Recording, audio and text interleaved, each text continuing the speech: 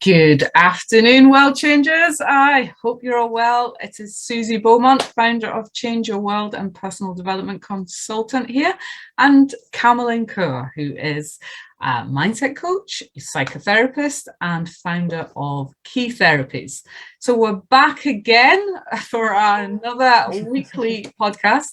As you may be aware, if you've been following our work, we've been doing a regular feature on BBC Radio Scotland each week on a Monday morning, just after 11 o'clock on Kate Adams.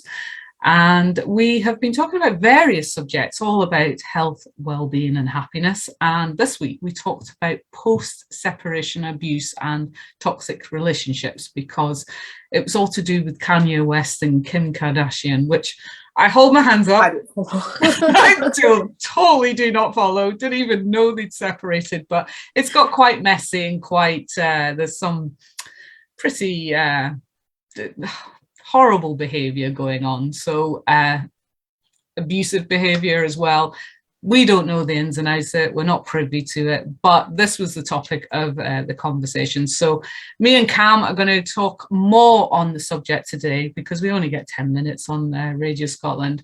But yeah, we're going to talk more about toxic relationships, and we're looking at all relationships. This is not just your romantic relationships, but we're switching our roles today. Yes! So interviewing Cam, the spotlight is going to be on me, because this is something very close to my heart. I'm very passionate about toxic relationships, as is Cam. She's written a book called How to Take Control of Controlling Relationships. It's a very good, empowering read, so do check it out. But I certainly have had my fair share of unhealthy relationships, and on quite a spectrum, from the challenging friendships right through to being on the receiving end of narcissistic abuse. So Cam's going to ask me about my experiences and spotlight on me. Because you're so passionate about it, it's only right that you get a chance to talk about it in more detail. So we're going to switch roles today, and let's start. So my first question, I think this will be good because this will help other people get a bit of an understanding about it as well.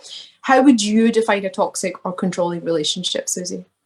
Yes, so for me, I think to put it in its most simplest terms, I think it's a relationship where you feel or find that you can't truly be yourself, where you are changing your own behavior, you can't voice your own opinions for fear of judgment or a negative reaction. It's I'm thinking about some of the examples that I've had. It's when you do change your own behavior to accommodate the other person and their reaction. And both men and male and female, I've been on the receiving end of toxic, unhealthy relationships. And it really is that thing where you just feel or fear that you can't be your true, authentic self because of the other person's reactions. So, just, walking on eggshells, choosing your words carefully, not doing the activities that you want to do or would like to do because the other person's maybe stopping you, limiting you, or even just using kind of covert behavior where it's like, what do you want to do that for? Being quite dismissive, and just putting you down and they can be very subtle about it, and it can be very insidious. And you don't realize that you're actually being coerced and controlled and broken down very slowly. So, toxic relationships, they're not nice. They are not. No, they're not, are they? So really I think overall what you're saying is it's almost like you're losing your identity. You start to feel a bit stuck and trapped. And then it's survival, isn't it, in that environment? It's adapting yourself to get through that environment or get through that relationship then. Yeah, and it's a very unequal relationship. There's always a power balance. Like when you're in a healthy relationship, there's equality. You're both kind of working towards, or you're both in alignment towards something. And there will be, even in a healthy relationship, you will have times of imbalance. So for example, if you're in a romantic relationship and maybe one person loses their job, so they're having to rely on the other one financially. But it's when it becomes that dynamic is there all the time, because when we're in relationship, we support each other. And there might be a time of crisis when it is out of balance. But it's when a toxic relationship, when it's always out of balance, when there's more, somebody is controlling and has more power over the other person and is limiting them. And like you say, and you will know, even in a covert toxic relationship, you will know something isn't right. You might not be able to pinpoint it, but you know that you're checking your own behavior or just not quite being yourself, and there'll be something niggling at you and holding back. You're holding back, absolutely. So how would you define, so what's the difference for somebody that's listening and they maybe don't know, how would you define the difference between a cohort toxic relationship or a normal controlling relationship? So a covert relationship would be somebody that, so gaslighting is, and I didn't even know what this meant 3 years ago.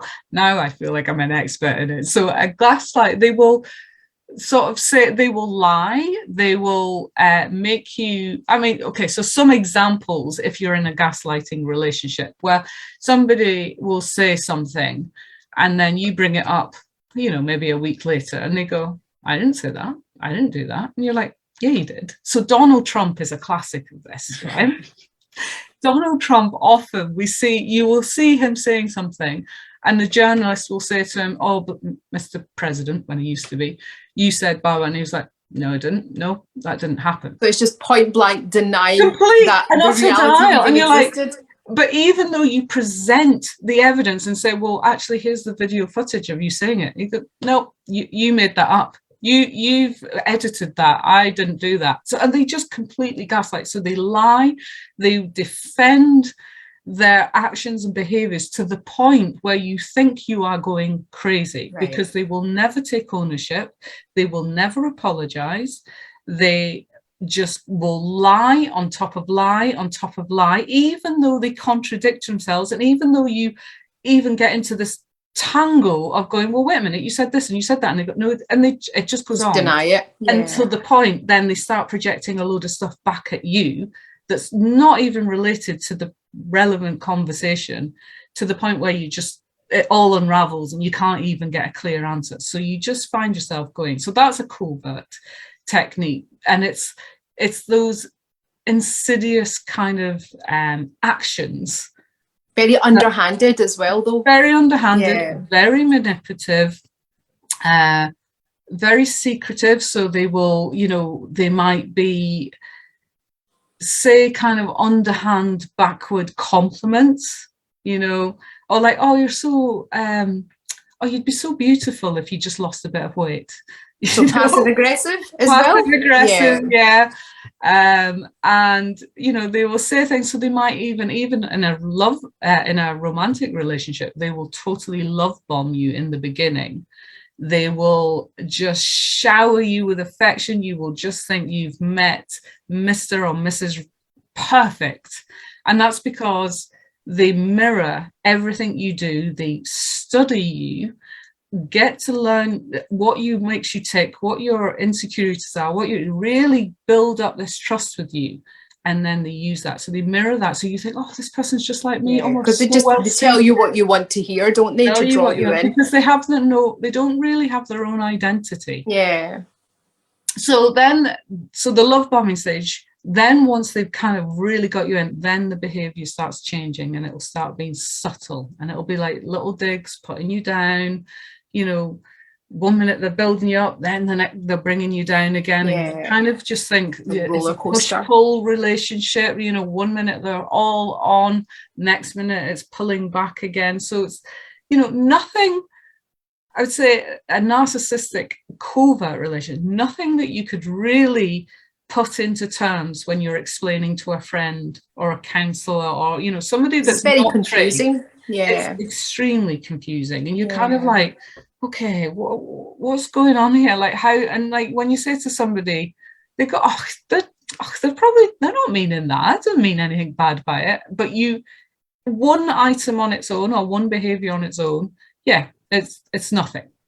But when the compound effect, that drip, yeah, and it's a slow breaking down, and they will take time to break you down to the point where you said you've lost that identity, you don't know who you are, you don't know what you believe anymore, you don't know what your values are, you don't know who you can trust, and it's horrendous, So I can't remember what was the other question you asked. So basically the question was, what's the difference between a covert a covert narcissist and just a normal controlling relationship? I think you've answered that. I think it's just the covert is so much more underhanded. There's nothing significant or tangible that you can put your finger on, and it happens very slowly over a period of time. So it's almost like grooming, isn't it? It's grooming the other person. That's what it sounds as though is happening. You are broken down, and and then just to make it clear, like when somebody's overtly controlling, you know it, you can have physical abuse, you'll have verbal abuse, financial abuse, controlling how your money, your freedoms, who you speak to, who you don't, and really making it clear that actually I will be very disappointed or unhappy, or I'll be very displeased if you do that, and just guilt tripping you on a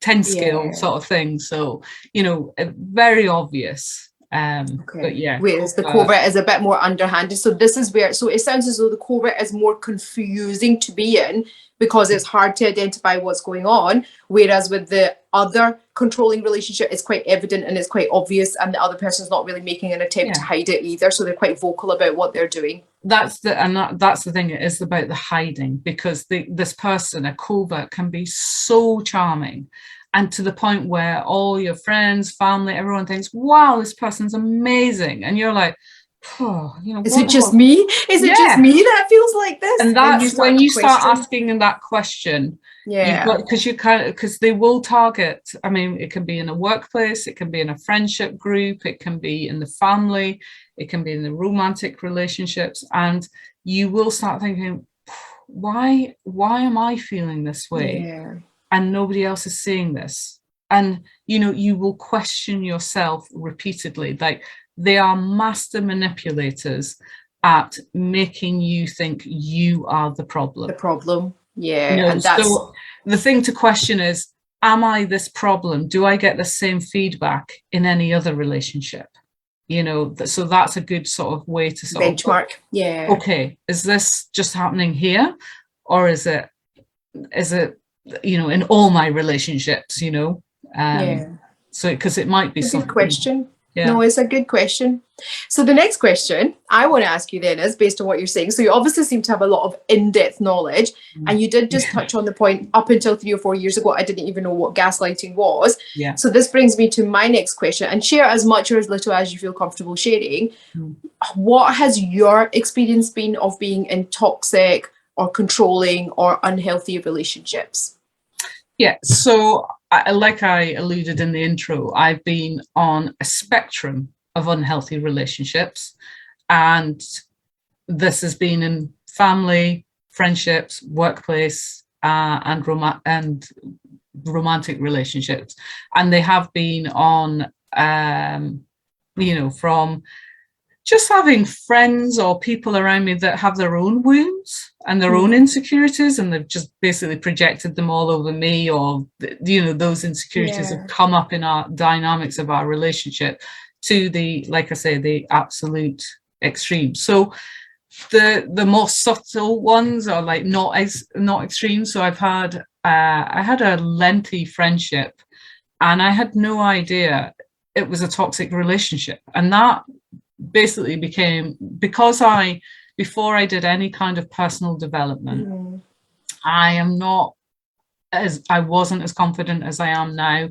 I had low self-worth, like early sort of experiences had shaped my belief system, and I had grown up with a narrative that I didn't realize until I started working on myself, that I had low self-worth, I was a people pleaser, I hated confrontation.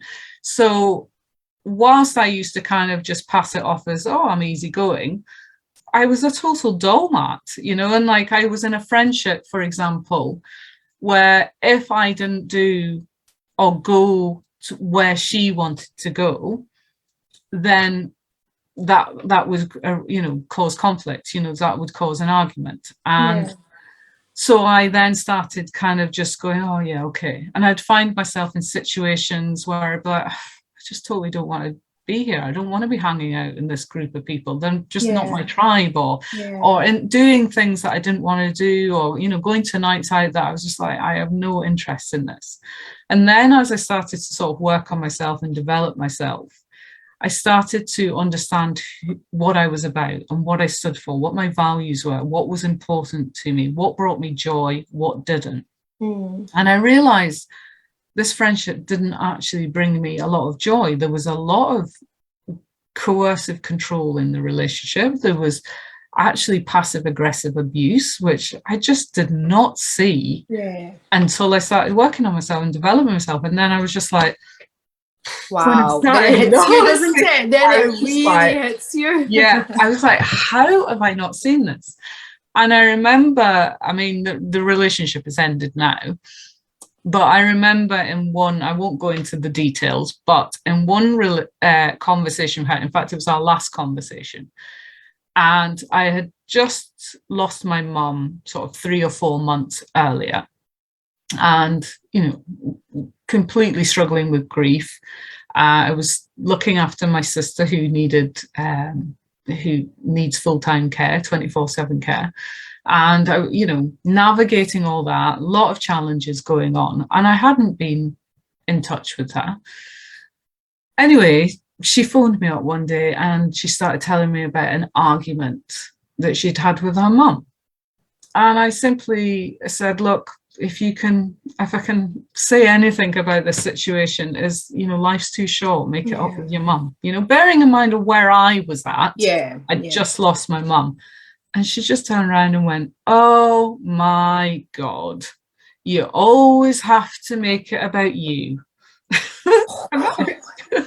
One time you're allowed to make it about yourself. Oh my goodness. But that was that the tipping point? That was the tipping point, because that moment I realized, wow, in our 20-year friendship, I have never made it about me.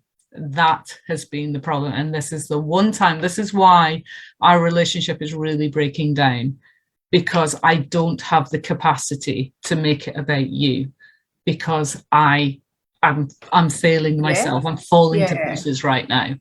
And that was the absolute light bulb moment where I just went, oh my God, how have I not seen this? And oh my gosh. Yeah, I mean, I won't go into the details of what transpired, but but how did you feel in that moment, Suzy? So when she said that, what was going on for you in that moment, like in your mind, but in your body, what was going on for you? So in my body was complete, because when I heard that, oh my God, I honestly, I was just like, it actually sent me into a total shock and stress response. I remember my body, like the anxiety, because I was just like, oh no, confrontation is coming up, and I could feel it. And I was just like, oh, I don't know. And I was like, second guessing myself, going, what did I say? What was inappropriate about that? What no, I'm totally, and question, like a million you got really anxious. But a million thoughts going around in my head going, no, that was perfectly valid of me to say that.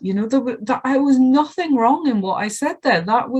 This is not an appropriate reaction. So I knew I'd developed myself enough to know, actually, if I hadn't had the personal development and the life coaching I'd had at that stage, I would have completely crumbled at that point, and I would have went, I'm really sorry, oh, I'm sorry, I don't know what I said, sort of thing. Right, okay. However, I knew in that point, and I could feel it was that make or break moment where I was like, no, I need to stand my ground here. This is absolutely, but also having that massive light bulb moment go off in my head and just realizing this is never going to change, and I have to end this relationship and cut these ties. And that phone call, I mean, we had a bit more conversation, and then it got to we kind of sort of leveled it out and got on an even keel again during the conversation. And then again, I said something else. And again, she just went, oh my God. Reacted again. Did it again. Just said, you're so patronizing. You're this, you're that. And I actually just found myself, and I don't even know where these words came from, but I was just kind of like, wow, if that's the way you feel about me, why do you even want to be friends with me? Because I was thinking, if I thought that somebody else would be like, see you later. Yeah.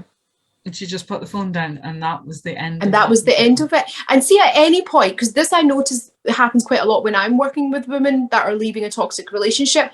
Did you at any point after that call try and make excuses for that behavior, or think, oh, maybe like this happened, or maybe I should try a call again? Or was it just a clean break for you?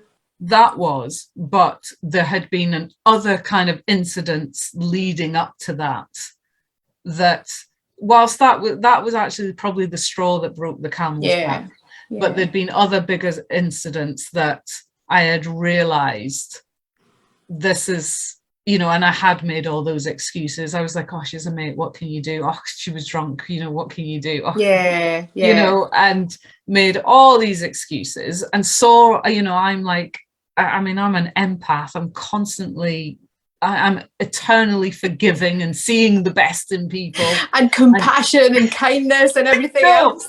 Yeah, and it was just like, wow, okay, I actually need to be kind to myself, because this is not appropriate, nourishing behavior. This is not an equal friendship. This is not somebody that wants the absolute best for me, you know, in the same way I wanted for her.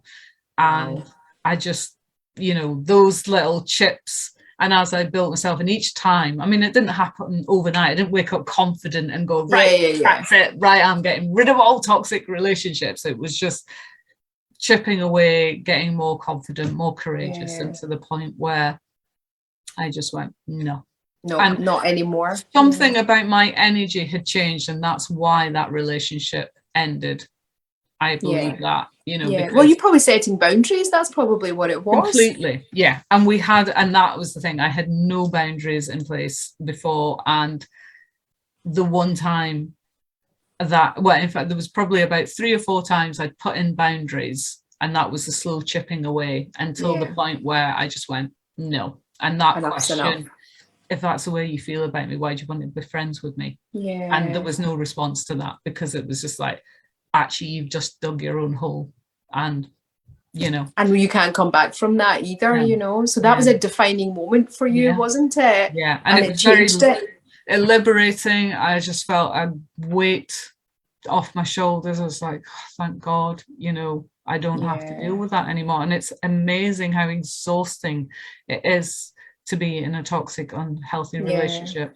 Definitely. Another time, just very briefly, like, I mean, I had a romantic relationship, and that was very unhealthy, and it was around about the same time. And what the defining moment for that was how I was changing, and I was turning into somebody very aggressive and angry, and I was just like, what's happening to me? And I was becoming very resentful and very angry.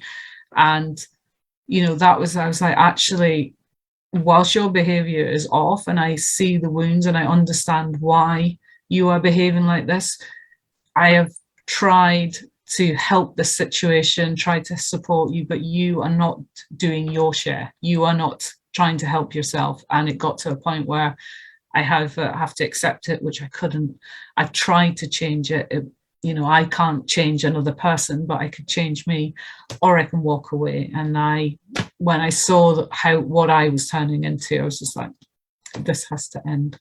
And I gave myself a 2-week window, and I said, right, in that 2-week window, I'm going to have that conversation. And within 4 days, I think that conversation had happened, and that was it. And that was it, basically. And you made a comment just there about, I didn't like the person that I was turning into.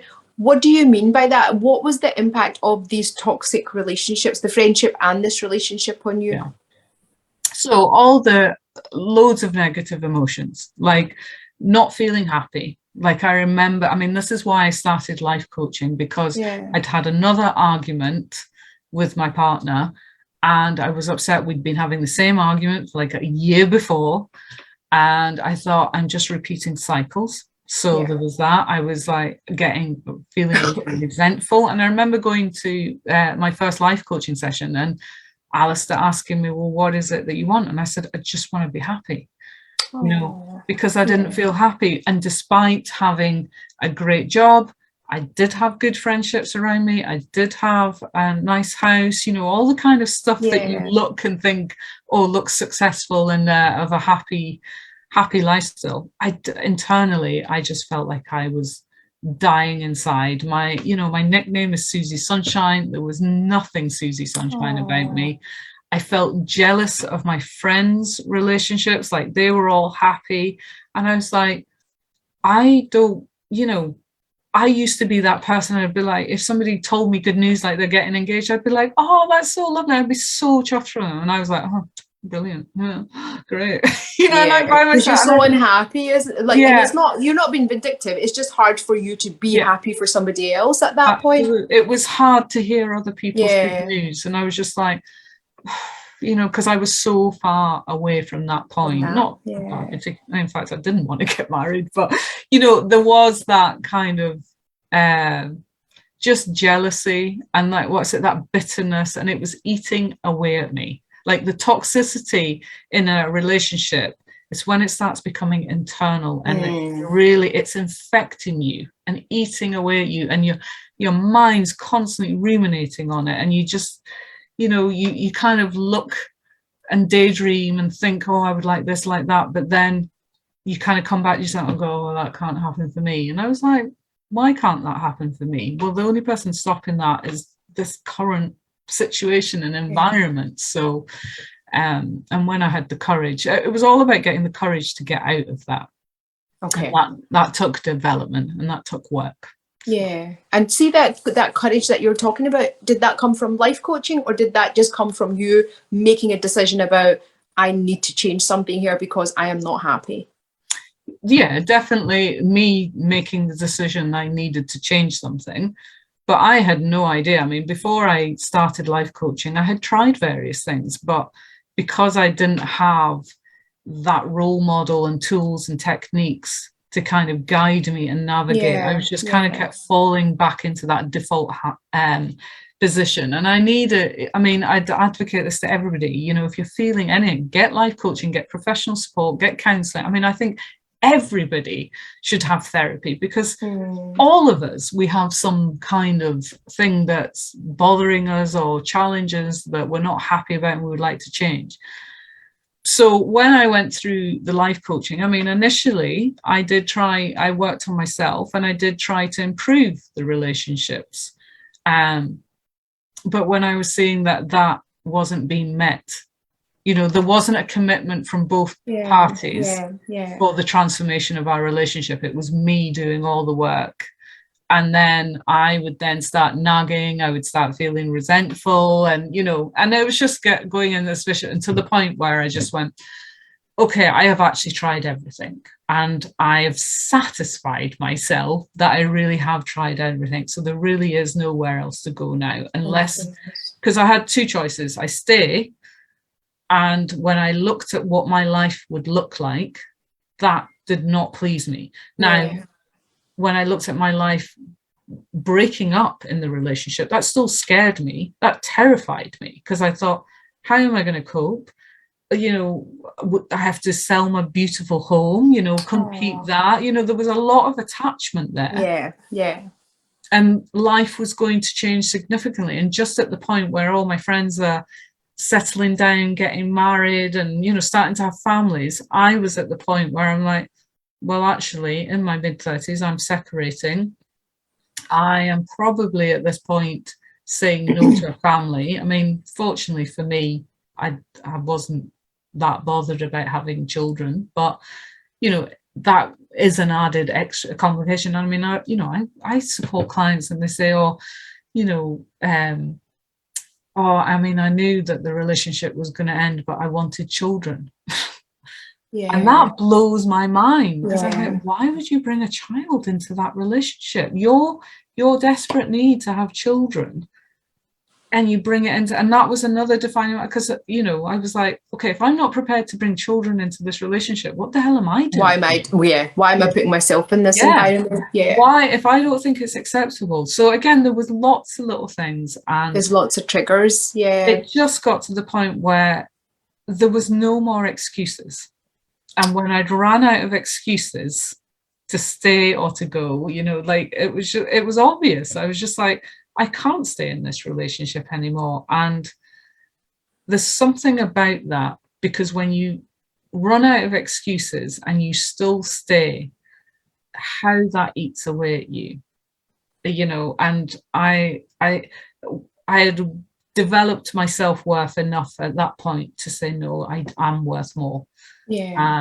And that was, I was just like, okay, I don't know what the future looks like, but I'm willing to. But that was your lifeline, because that's what pulled you through. Yeah, you know. And I think what you're describing there is, and I think this happens a lot, Suzy, where people know something's not right, so either they're consciously or subconsciously not acknowledging what's going wrong. Okay, so I think deep down inside, everybody knows the issue, and they know that something's not working. And this is why I asked you the question, like, did you make a decision beforehand, or did you make that decision after the coaching and personal development started? Because what I find is, in therapy, people will come to me with what we call a presenting problem, which might be, I've got a lot of stress at work, and I've got so much going on, and life is so busy. And see, when you and it's never, and that's why it's called a presenting problem, because that's what they present.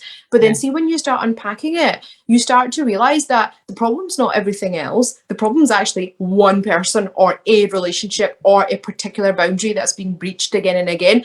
So this is where I think it is important, if something is feeling off balance, like you said, you might not know what it is, but to go and speak to somebody, because you might get clarity around the trigger for that anxiety, or the trigger for that feeling that you're experiencing. Yeah, but I agree. We absolutely agree. I think we're all, if we're doing an honest appraisal of ourselves, we know what the issue is. But it's addressing that, because you know, as soon as you open that can of worms, you have to do something about it. Exactly. When you voice it to another person, you're like, okay, I can't take it back. Yeah, well, it's like, now I've said to somebody, I'm in a really unhappy relationship. I've voiced it to a life coach, a friend, whoever it might be.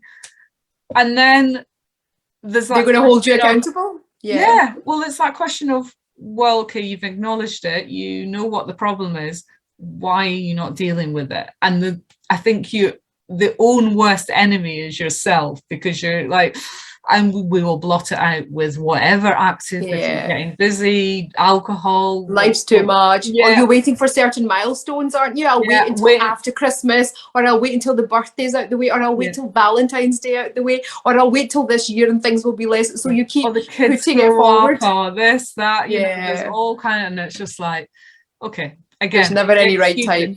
There's never a right time, other than when the present moment.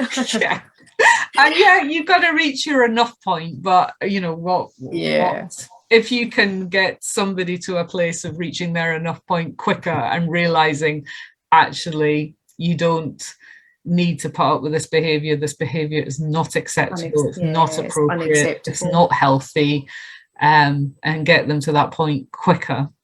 Or you know, get them to a point where they're changing it around. Because what we haven't talked about is that you can be the toxic person. Or you can bring your own wounds and insecurities and fears and everything and vomit it all over a relationship. So you've got to be able to identify, and that's what personal development and therapy does.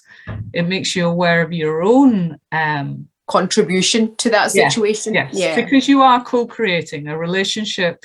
Very much mirrors or will highlight the areas that you need to work on. Or what you're doing is you're feeding into it and facilitating that situation again and again. So even if you're not the toxic person, you're still doing something in that relationship to allow that toxicity to continue as well, aren't you? Basically. Absolutely. So safe now, right? Now that you've come through the end of it, and you, like you said, you're like almost like an expert now, and you can talk about this endlessly. In hindsight, what do you think you would have done differently if you had all this understanding and knowledge and personal development that you have now? Oh, if I had all the knowledge that I have now, I wouldn't have got them in the first place, into these relationships in the first place. But fundamentally, I would have started personal development and life coaching way earlier. Yeah. So that it gave me the tools and techniques. I mean, like I said, the belief system, so my life and my early experiences did shape my belief system that led me into these relationships. So, there's part of me that kind of looks at it and I reflect on it now and go, well, you know what? I learned, I grew, I got out of it, and nothing is a mistake if you learn from it. So I feel like I've gained so much from those experiences. But obviously, prevention is always better than the cure. And if you can avoid getting into, I mean, this is something I'm so passionate about, like actually teaching young people emotional resilience, personal development, confidence, how to manage their emotions, how to identify toxic, unhealthy relationships, and how to set healthy boundaries for yourself.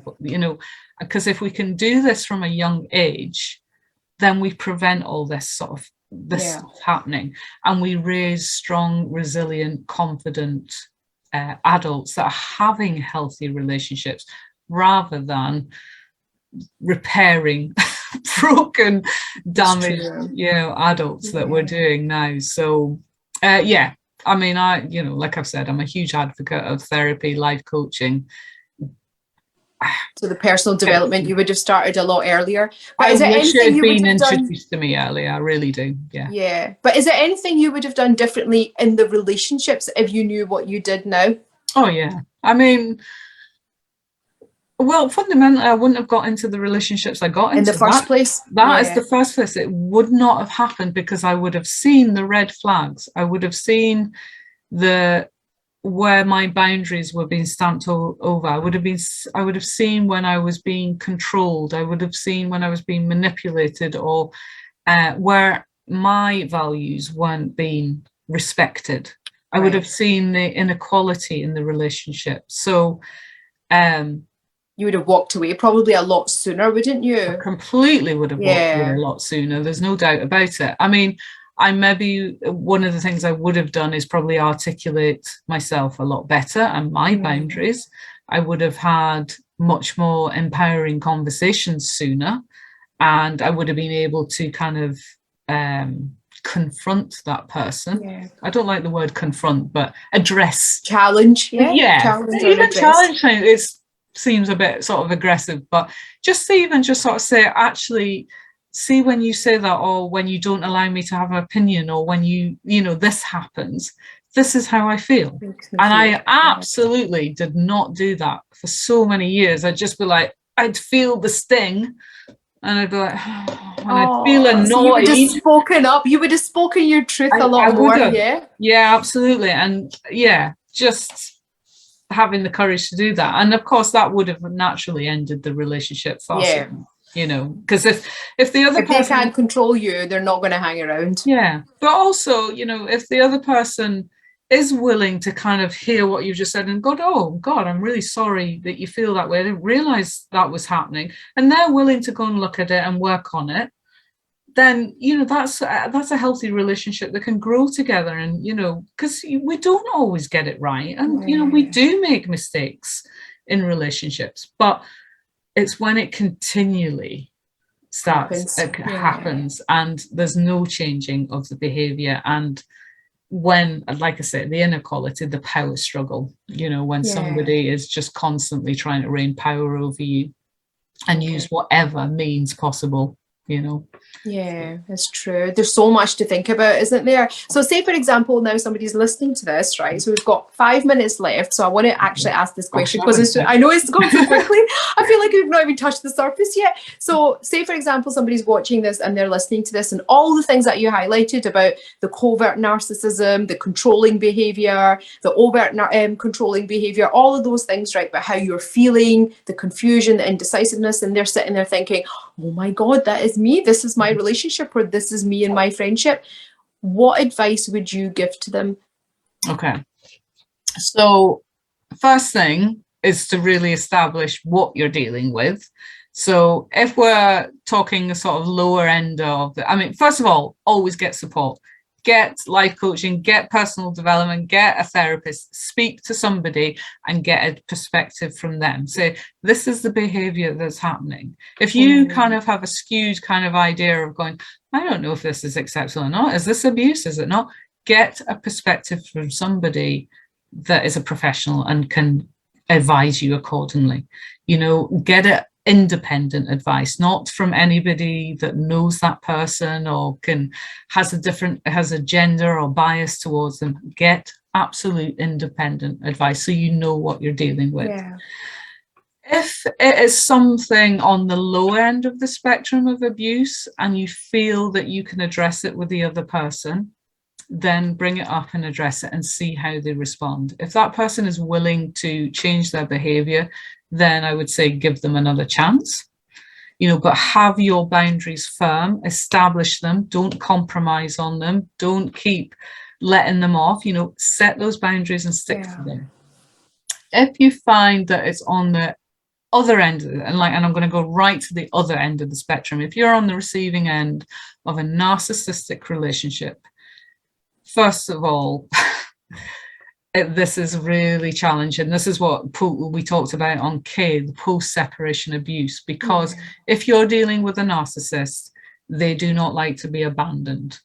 And they do not like you making the decision to leave that relationship. A narcissist will use you as a fuel supply for their own needs, and they will abandon and dump you when they see fit. But if you do it before them, they will make your life hell because they hate abandonment and they hate rejection. And you might not even know you're dealing with a narcissist until you actually end the relationship, because that's when the behavior really ramps up and you see it clearly. And they will spend years trying to destroy you in any which way they can, financially, emotionally. They will create smear campaigns, the false allegations. They will try to ruin you financially, and if they will use and weaponize anybody they can to. So you really need to know what you're dealing with, and you need to get support, and like you really need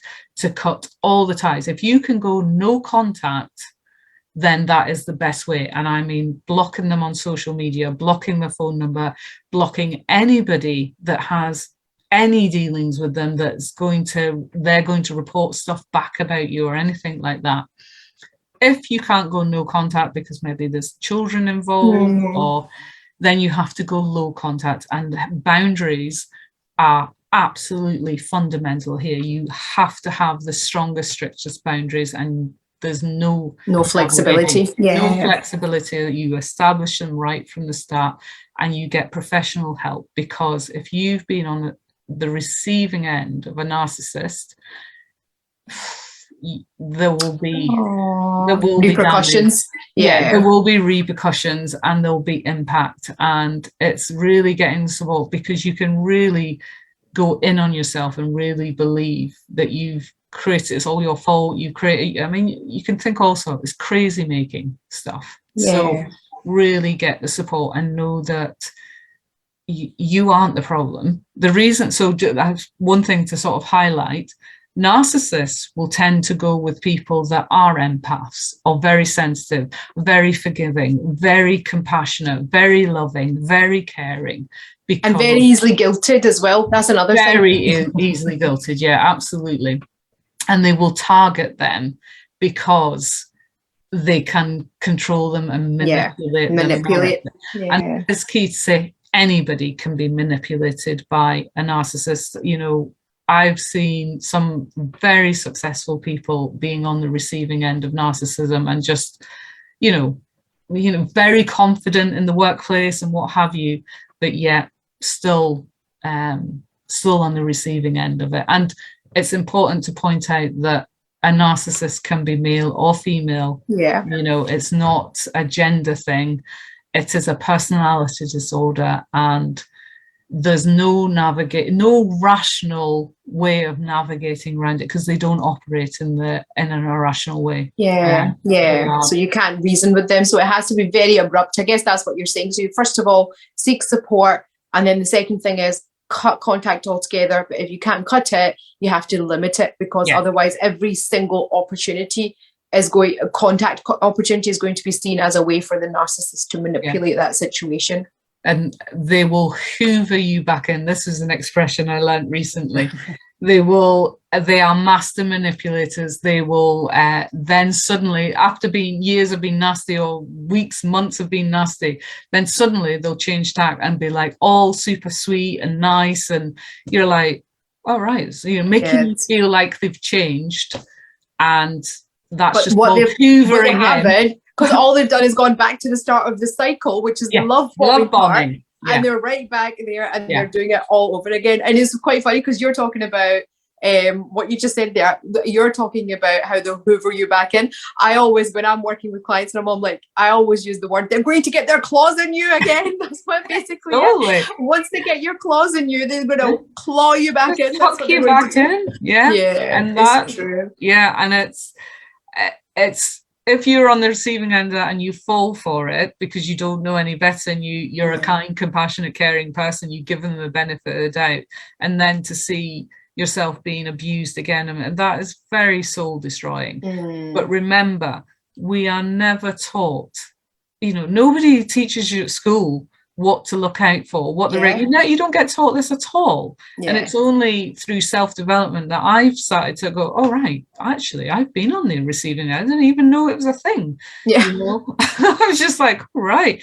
And then suddenly, and the beauty, I would say, of reading up on narcissism, narcissists are textbook.